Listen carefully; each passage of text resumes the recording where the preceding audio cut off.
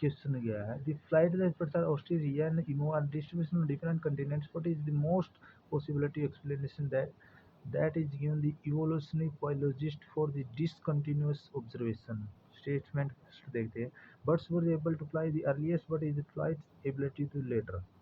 अब स्टेटमेंट करते हैं prehistorical woman transported these birds are different continents ये स्टेटमेंट गलत है भाई तीसरा statement the birds are although the flightless may be have the drift logs to cross the ocean and reach of the continents ये statement गलत है चौथा statement क्या है all the co- all the continents used to the one single supercontinents earlier and the flightless birds